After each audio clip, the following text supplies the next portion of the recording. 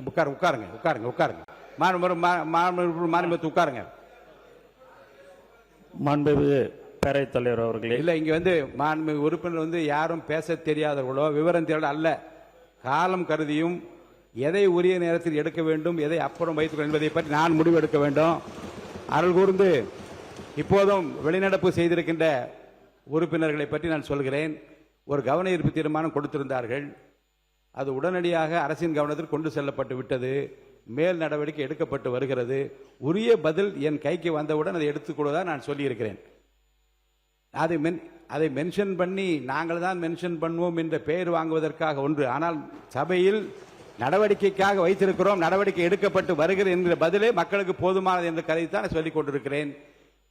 அதற்காக மாண்புமிகு உறுப்பினர்கள் வெகுண்டு எழுவதும் கோபப்படுவதும் உணர்ச்சி வசப்படுவதும் தவிர்க்கப்பட வேண்டும் என்று நான் விரும்புகிறேன். இதை விட ஒரு ஜனநாயகமான முறையில் இந்த அவை எப்படி நடத்தப்பட வேண்டும் என்பதை நீங்கள் எனக்கு இன்னும் ஏதாவது சட்ட ரீதியாக மரபு ரீதியாக இருந்தால் நீங்கள் சொல்லலாம், தப்பில்லை. ஆனால் அவையை அமைதியான 3 மானிய கோரிக்கை இருக்கிறது. நேற்றெல்லாம் 5 மணிக்கு முடிக்கிற போது என்னை என்ன சொன்னீர்கள், ரொம்ப கஷ்டமாக இருக்கிறது, இன்னும் விரைவாக முடிக்க முடியுமா என்று பாருங்கள். இந்த காலம் என்ன சொன்னார்கள், வெள்ளிக்கிழமையாவது கொஞ்சம் 2 மணிக்குள்ள முடியுங்கள், ஏன்னா சனி ஞாயிறு நாங்களெல்லாம் ஊருக்கு செல்ல வேண்டும், விரைந்து முடிக்க ஏற்பாடு செய்யுங்கள் இந்த அறையிலே சொல்லுகின்றீர்கள். தனித்தனியாக சொல்லுகிற போது மாண்புமிகு பொதுப்பணித்துறை அமைச்சர் அவர்கள். மாண்புமிகு பேரவைத் தலைவர்களே, கம்யூனிஸ்ட் தோழர் கேட்ட கேள்விக்கு நேற்று இரவே சுற்றறிக்கை அமைச்சாச்சு. அந்த சுற்றறிக்கையை இங்க அனுப்பிச்சு விடுறேன் அவருக்கு. ஓகே, நல்லது நல்லது. உட்காருங்க. இப்போ நீங்க உட்காருங்க, வேண்டாம் உட்காருங்க, நீங்க உட்காருங்க. இல்லைங்க, வாங்க வாங்க உட்காருங்க. மாண்புமிகு குறுக்கீடு இல்லாமல் நீங்கள் பேச வேண்டும், குறுக்கீடு செய்ய வேண்டாம். முடிந்தவுடன் அவருடைய பேச்சு முடிந்தவுடன், அவருடைய விளக்க உரை முடிந்தவுடன் எத்தனை கேள்வி வேண்டாலும் கேளுங்கள். அது பதில் சொல்வதற்கு அவர் தயாராக வந்திருக்கிறார், பதில் சொல்வார்.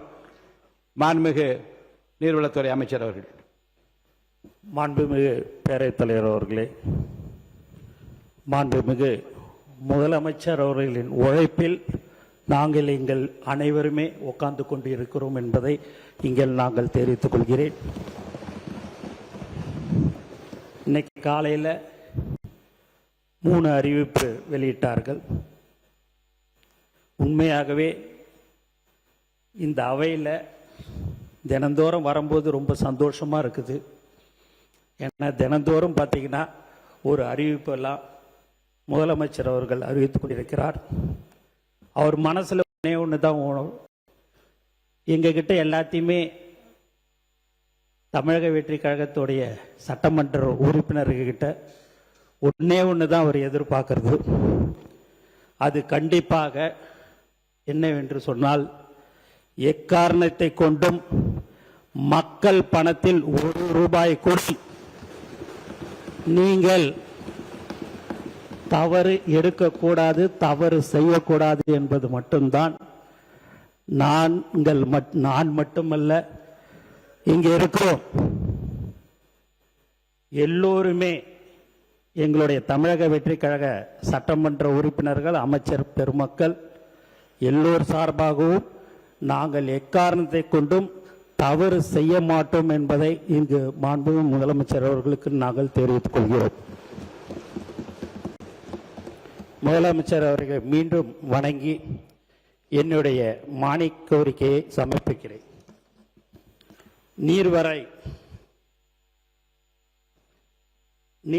நீர்வளத்துறையின் மானிய கோரிக்கை எண் 40 கீழ் வருவாய் கணக்கில் ரூபாய் 5,675,57,000 மூலதன கணக்கில் ரூபாய் 4,247,62,22,24,000 மற்றும் கடன் கணக்கில் ரூபாய் 1 கோடியே ஆகியவற்றுக்கு மேற்படாத தொகையில் அரசுக்கு வழங்கப்பெற வேண்டும் என்று கோருகிறேன்.